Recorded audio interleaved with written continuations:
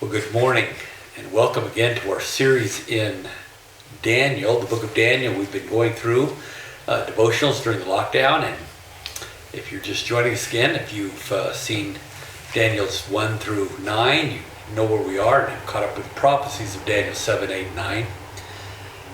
And this morning we're going to be in Daniel chapter 10. And I will tell you just from, I think even my own reading from when I got saved long ago to reading the Bible and reading many of the various accounts that are there, this is perhaps one of the most popular, intriguing chapters of all of the Scripture, Old and New Testament alike. There is a story in here, there's an account of what happens in Daniel that just boggles the mind, and it just really just attracts our imagination. And we'll do our best to try to unpack that for you and see why it's there and what it's going to be telling us. And so we're starting off in Daniel chapter 10, verse 1. We'll start there just to get the dating, because every chapter tends to give us a new date. And we'll start off here, and I'll give you a little context as we come into this. Chapter 10, verse 1. In the third year of Cyrus, king of Persia, a message was revealed to Daniel, who was named Belteshazzar. And the message was true and one of great conflict. But he understood the message and had an understanding of the vision. Stop there for a moment. Third year of Cyrus, king of Persia. It's the same as the reign of Darius the Mede, which we saw in Daniel chapter 6 with Daniel in the lion's den. That happened in the very first year of the change from the Babylonians to the Persian governments that took over. This is now the third year of the Persian rule that's taken place. This is the fourth in a series of 4 prophecies given to Daniel, chapter 7, 8, 9, and now 10. 7, of course, was the prophecy of dreams of Daniel of the kingdoms of Babylonia, Medo-Persia, Greece, and Rome. Chapter 8 was Medo-Persia and Greece, talking about the time of the persecution by Antiochus Epiphanes. Chapter 9 gave an account of Daniel of a time frame of 483 years until Christ will come into Jerusalem, be proclaimed king, and a few days later he's crucified, and then there will be a time in the end of great suffering for the Jewish people, but ultimately they will prevail. And that's Daniel's 70 weeks prophecy. And by the way, I have put a document there on the website so you can get to work through all of that understanding of the prophecy of Daniel's 70 weeks that's there. Now here we see in Daniel chapter 10, it's his fourth prophecy. It's a prophecy that goes from chapter 10, 11, and 12. It goes all the way through. So it's one big prophecy. But chapter 10 here says, in the third year of Cyrus, king of Persia, a message was revealed to Daniel. Now, the third year is going to be 2 more years after he was in the lion's den and after he has just come into this new Medo-Persian time frame. And it's the time that Cyrus had let Jews go back to Jerusalem. We saw that in Daniel in the lion's den, when Ezra chapter 1 verse 1, when the Lord stirred up the spirit of Cyrus to have the Jews go back and build the temple with a decree. And they did that. They went back under Zerubbabel and they began to slowly build, but not many Jews wanted to go. Only about 50,000 people went in this first batch. You'd think the whole nation would say, great, we get to go back to the homeland, but they didn't want to do that. They were wanting to stay in Babylon. And so they weren't really anxious to go. Daniel, however, was a man who loved his people, loved his God, and everything was about getting back to Jerusalem, getting back the name of God, and having Israel becoming center stage and prominence as God has promised in his covenant. Well, now it's the third year. Daniel did not go in this first wave of about 50,000 Jews that went back to exile. He's 90 years old. I mean, he's not going to make the trip. So he is there, but he got a message. And notice in verse 1, the message was true and one of great conflict.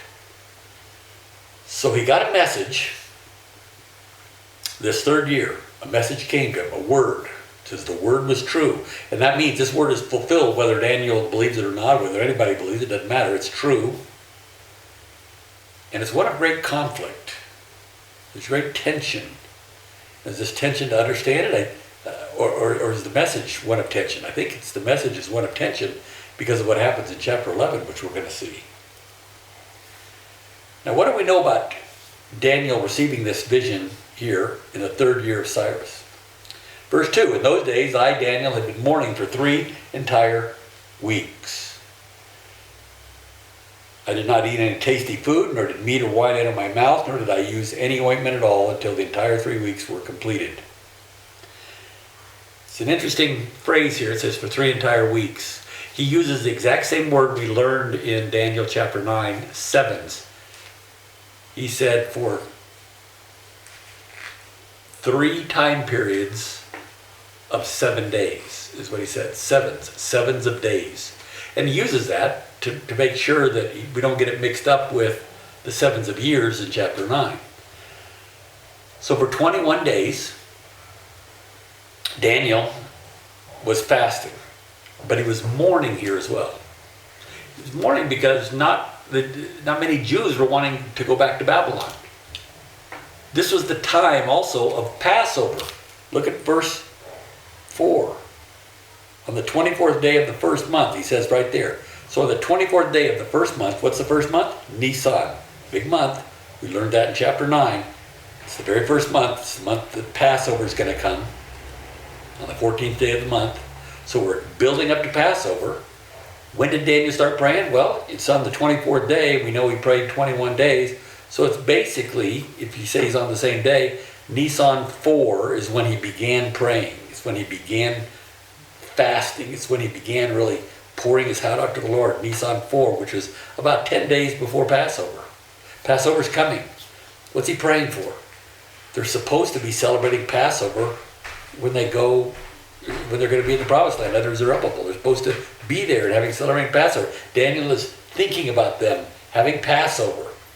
He's not there. But most importantly, most of Israel is not there either. They chose not to go. So Daniel had been mourning for 3 entire weeks. He didn't eat any tasty food or meat or wine enter his mouth. But he was back to, he could eat the things that Moses would allow, and he had a normal diet. He's now 90, but he's not eating anything. Could have been bread and water. It could have been many things, but he was avoiding things that would give him pleasure. So we see on the 24th day of the first month, while I was by the bank of the great river, that is the Tigris, meaning he wasn't in Babylon, he was by the Tigris River, I lifted my eyes and looked, and behold, there was a certain man dressed in linen, whose waist was girded with a belt of pure gold of Uphaz. Now, Daniel doesn't tell us who this man is, this being. He calls him a certain man dressed in linen. And he had a belt of pure gold of Uphaz. This means a certain kind of gold. It's more pure than regular gold, otherwise he wouldn't tell us it's from Uphaz. His body was also like beryl, verse 6 says. His face had the appearance of lightning. His eyes were like flaming torches. His arms and feet like the gleam of polished bronze. And the sound of his words like the sound of a tumult.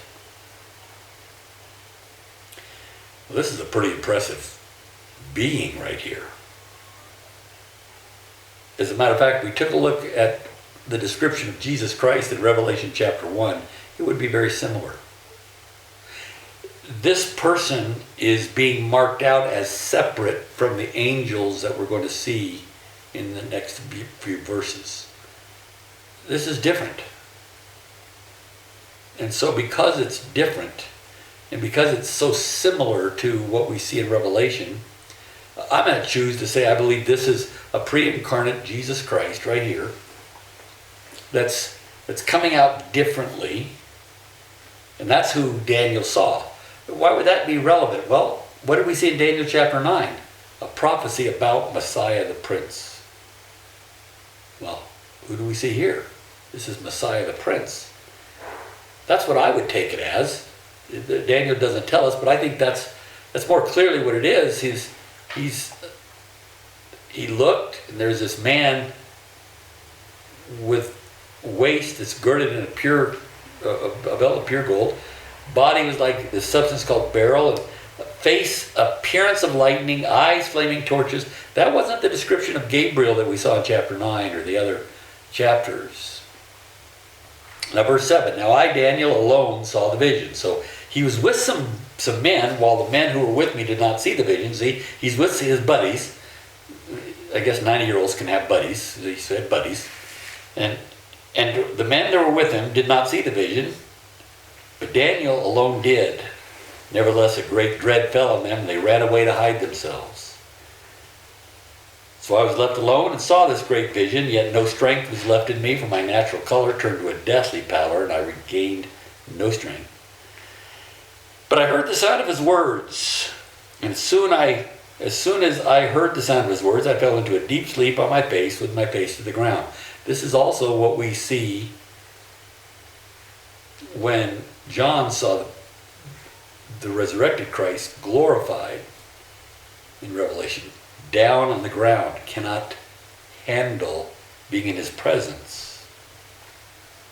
This is different because, see, when the angel came to talk to Daniel, Daniel wasn't flat on his face. He was talking back and forth. So this being is different. So he was left alone, saw this vision, and everything about it. His color changed. And as soon as he heard this man talking, he immediately went into a deep sleep, face to the ground. So that's just what happened to Daniel. That's not the understanding. That's not the vision. That's not the message that came to him. But verse 10 tells us, then behold, a hand touched me and set me trembling on my hands and knees. So while he's frozen on the ground in this deep sleep, all of a sudden a hand began to shake him. And he set him trembling on his hands and knees.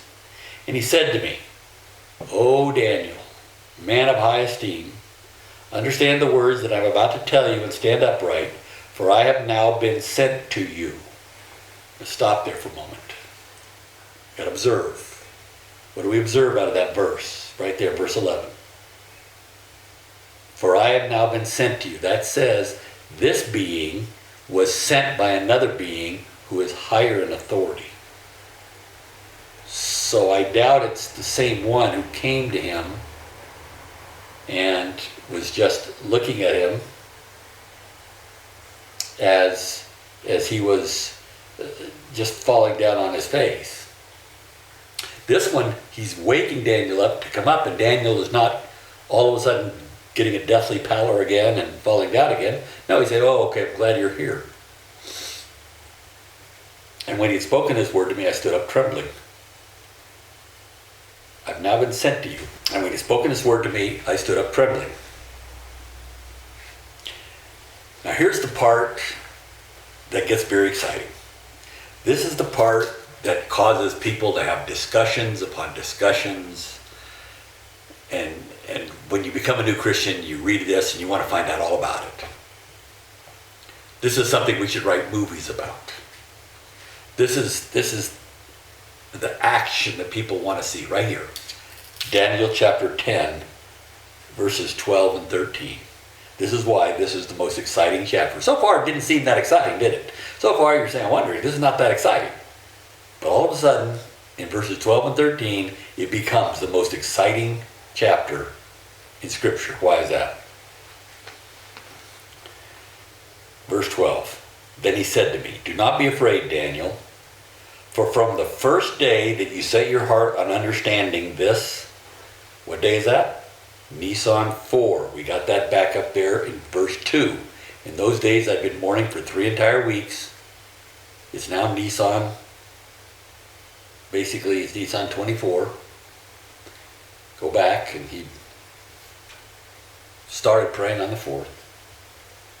So he says, from that day, from the first day that you set your heart on understanding this, he was trying to understand, why are so few people going back? He's trying to understand, why is Passover not going to be this glorious celebration in Jerusalem? After 70 years of captivity, now we've got it. God has delivered us. Cyrus had this amazing decree that was prophesied actually by the prophet Isaiah hundreds of years before. All this is happening, and yet the Jews aren't excited, so Daniel's mourning. So I'm trying to understand, and I'm crying out to God on this. And you set your heart, the verse tells us, on understanding this and humbling yourself before your God. Your words were heard, and I've come in response to your words. 21 days later. Does it take God 21 days to answer prayer? I mean, come on. In Daniel chapter 9, Gabriel came and touched him on the shoulder and said, while you were still praying, I just want to let you know, before you made the request, the answer came. And I'm here now with it. You're still praying. You're about to give the request. I got the answer. That was chapter 9. Here, somehow there's some kind of a problem in getting the answer to Daniel. And it's 21 days later. Why would a prayer request take 21 days to answer? Well, that's what this person who touched Daniel, and Daniel woke up and he's now getting an understanding. But understand, this person who's talking to him said, I have been sent. Where do we see that as well? Daniel chapter 9. Gabriel. He said, I was sent. So I was there while I was still speaking. The man Gabriel, whom I'd seen the vision, came to me. I've now come forth to give you insight and understanding. See, Gabriel was sent. We see him in Daniel chapter 8 as well. Gabriel, give a man an understanding of the vision. So this man is following instructions to give to Daniel. He's not the top being. He's an angel. He's an angel. But he says, your words were heard. I've now come in response to your words. Here it is, verse 13. But the prince of the kingdom of Persia was withstanding me for 21 days. Then behold, Michael, one of the chief princes, came to help me, for I had been left there with the kings of Persia. What is this? Angels wrestling with each other. Angels fighting each other. Again, here he is. This angel is coming to give an answer to a prayer to Daniel. He says, but the prince of the kingdom of Persia was withstanding me 21 days. This prince is not the king of Persia. Notice there's an interesting difference between the word prince and king. We see it here in the end of verse 13. Michael, one of the chief princes, came to help me, for I had been left there with the kings of Persia. The kings of Persia are the real kings of Persia. Artaxerxes and others that are there. The princes, that's the power behind the king. That's the only power that can withstand an angel. A king can't hold up an angel. A natural being can't fight a supernatural being.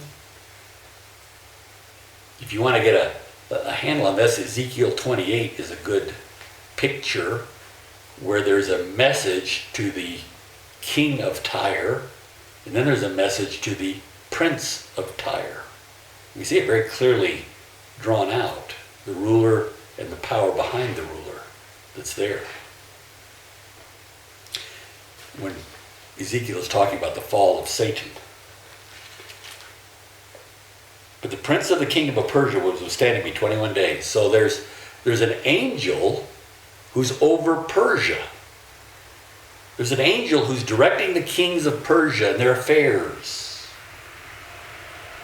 And he was stuck for 21 days. He couldn't give the message. He couldn't bring it. It's like he was holding on to his wings or something. He was doing something. And Michael, one of the chief princes, now we're going to see Michael just in a few verses here, and we're going to see him also in chapter 11 and chapter 12.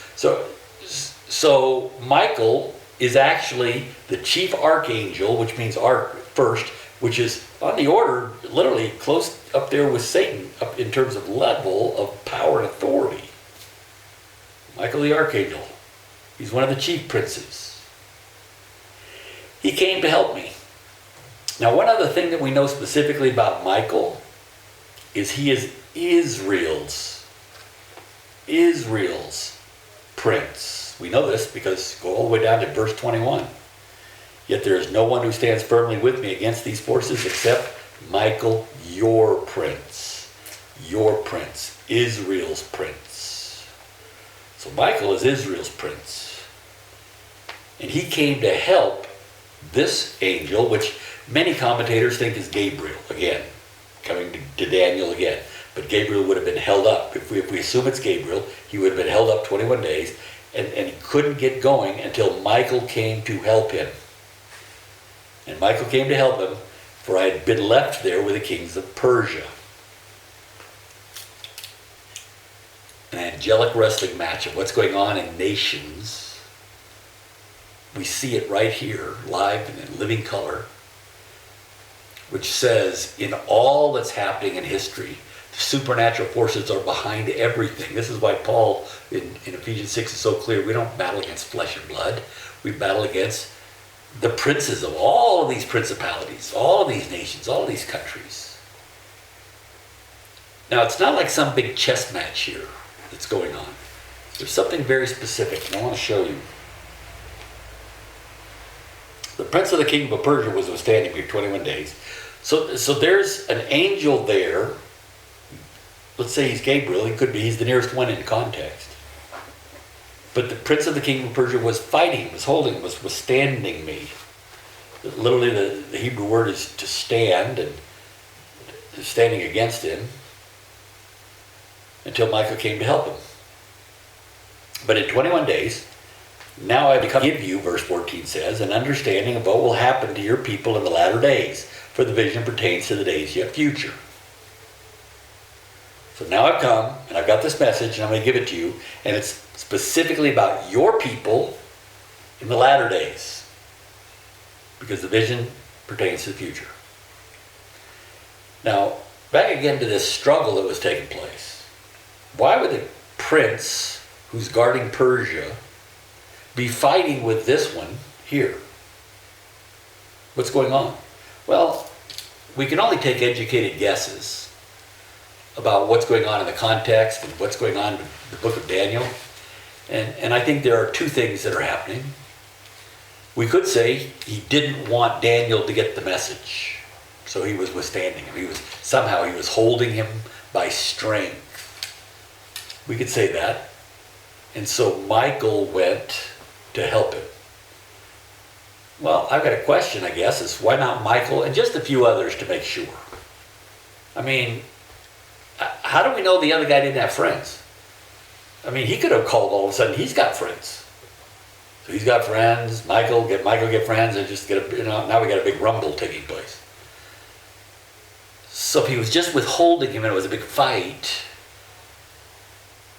then it wouldn't have made sense. I mean, because you just keep adding angels until eventually the one with the most wins, I guess. That's one thing to think about. And he was trying to keep him from coming to deliver the message. That could be. That could be. But I think there's another possibility, a strong possibility here. Gabriel was going to give the message. It's a critical time right now, an exceedingly critical time in Israel's history. Cyrus has given a decree to go back. There is a prince of Persia who is satanically directing what's going on with Cyrus and Darius and what's happening with them. But there's also this person here, which could be Gabriel, who's on behalf of Israel. And it's kind of balanced out as God's will is being worked out. And wherever there's a move, there's a counter move. And that's happening back and forth. These forces are maneuvering Israel and Persia. Well, if Daniel as a prayer, God is going to dispatch him to go. This is such a critical time. there's nobody to be over Israel's people. Nobody's going to be there. There's a hole. See, he's withstanding me because he says as soon as you go and there's no more influence on Israel and they're going back, the few that have gone back, and Cyrus having a good nature let them go back, everything could all of a sudden go backwards. Everything could all of a sudden go wrong and sideways. So he's staying there, fulfilling the will of God. But here's this prayer request. Until we get Michael to come and say, stand with me. Michael, one of the chief princes, came to help me. How'd he help him? Michael, who is the chief prince of Israel, comes there and says, I got this. You go. I got it. And he goes now, 21 days, here's the answer. And now Israel is balanced with the kings of Persia because he says, for I've been left there with the kings of Persia. The kings of Persia were, there's things that could have done to affect going back and all of that. And so now he's there to give the message. Verse 15. When he had spoken to me according to these words, I turned my face toward the ground and became speechless. That's what we know about the message. Well, remember verse 2 or verse 1? The message was true and one of great conflict.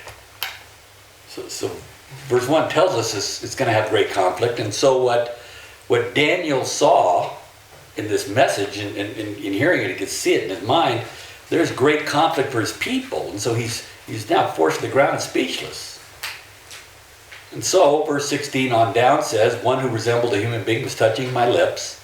And I opened my mouth and spoke and said to him who was standing before me, oh my Lord, as a result of the vision, anguish has come upon me, and I've retained no strength.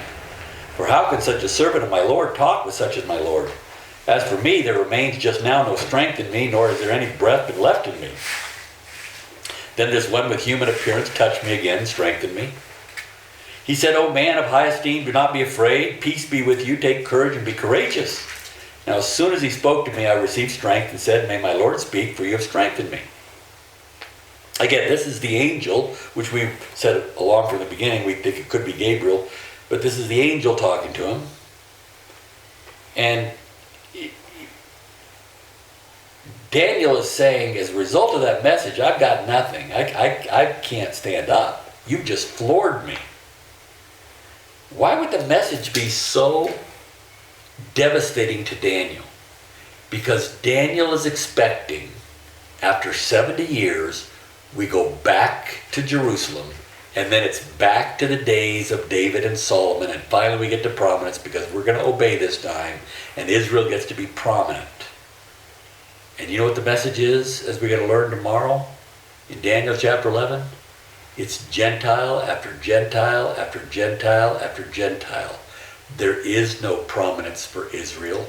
There is no legitimate king and a nation for the foreseeable future. Your people have no immediate future. That's the message as we see Daniel chapter 11. It's going to be Greek, and then it's going to be Roman. It's going to be battle upon battle upon battle, not involving Israel, but eventually involving the conquest of Israel, even more, in a more brutal way. And the angel is telling him, be strong and courageous. Sounds like Joshua, doesn't it? Sounds exactly like Joshua. Take courage and be courageous. And then we get to chapter 20, or verses 20 and 21. And then the angel said, he said, do you understand why I came to you? Do you understand why I came to you? That's an interesting question. Not do you understand the vision, do you understand why I came? I came to answer your prayer because God is faithful to give you the answer to the prayer. And the point is, you need to understand God's plan, which is not for Israel now. We're going to see as we get all the way to the end of chapter 11 and 12, it is for Israel, but not until we have this great time of Gentiles. And then the angel says this, he says, but I shall now return to fight against the prince of Persia. I'm going to go back and fight against the prince of Persia. So I'm going forth, and behold, the prince of Greece is about to come. I'm busy. I got to go back and now and be the balance against the prince of Persia So we balance each other and trying to influence the kings that are there. And then the Prince of Greece is going to come already. However, I will tell you that what is inscribed in the writing of truth, the history of Israel, history of basically regarding Israel's future, I will tell you, here it is, about what's going to happen specifically to Israel, the writing of truth. Yet there is no one who stands firmly with me against these forces except Michael your prince, because he is your prince. He is Israel's prince. No one stands firmly with me against these. And so Michael is for Israel. You've got these other angels that are over Persia, and possibly there's a demon and an angel over Persia, and this is one of the ones that was counterbalancing the demonic forces in Persia. So if he left, they would now advance and go everything in the wrong direction against God's will. So we needed Michael to come stand in. And that's what's happening. But we know that Greece is coming. We can see this in verse 20. So we know that Greece is the third kingdom in the previous prophecies. Question is, why did Daniel get this prophecy here? What is this about? Why in particular would Daniel get this? Why do we have Daniel chapter 10 here? The reason we have Daniel chapter 10 here is because we had Daniel chapter 9. Why did we have Daniel 9 there? Because we had Daniel 8. If you remember, Daniel 8 was to prove the truthfulness of Daniel 9. But because Daniel 9 explained Daniel's 70 weeks, 69 weeks of years, 483 years, up until the time when Messiah the Prince is announced and he's cut off. But then there's a 70th year that is disconnected. There's a gap between the 69th and 70th year, meaning weeks of years. Between 483 years and then the next 7 years, there's a gap. They're not touching each other. They didn't happen right next to each other. There's a gap. Why? Because all those 490 years are for Israel. 483 leading up to, and then there's a gap. Well, what is that gap? That gap is what Jesus calls the times of the Gentiles. The times of the Gentiles. Chapter 11, a history from the Medo-Persian Empire all the way down until the Antichrist of Gentile rulers and how they affect Israel is chapter 11. It is the gap that was in chapter 9 that was so difficult for Daniel to understand. God is now saying, I'm giving you the filler. I'm giving you where the gap is right here. Prophecy in Daniel chapter 10. It was delayed because the person to give it was balancing exactly what was going on to fulfill that plan, the kingdom of Persia. Now when he said he had to go back and fight, in verse 20, he had to go back and fight against the kings of Persia, understand that's 200 years of fighting. It's 538 BC, and the kings of Greece don't come until 331 BC. So he's got to counterbalance the kings of Persia, these other princes of Persia that are there, counterbalance them until the kingdom of Greece comes in. And it comes in on time according to God's plan. And that's the times of the Gentiles, which is the filler gap that Daniel found it difficult to understand in Daniel chapter 9, that we find it difficult to understand, but we can follow. That times of the Gentiles, what is that going to look like? Well, we see it in Daniel chapter 11. There it is. It's there for us. All with a picture of an angelic wrestling match that takes place in Daniel chapter 10, verses 12 and 13. Pretty exciting chapter of what's happening in the supernatural realm. Just to give Daniel, a man who's beloved, the prophecy goes all the way to the end for his people. So that's Daniel chapter 10 in a quick nutshell for us. Join us tomorrow as we hit Daniel chapter 11 and see what the times of the Gentiles looks like. Thank you.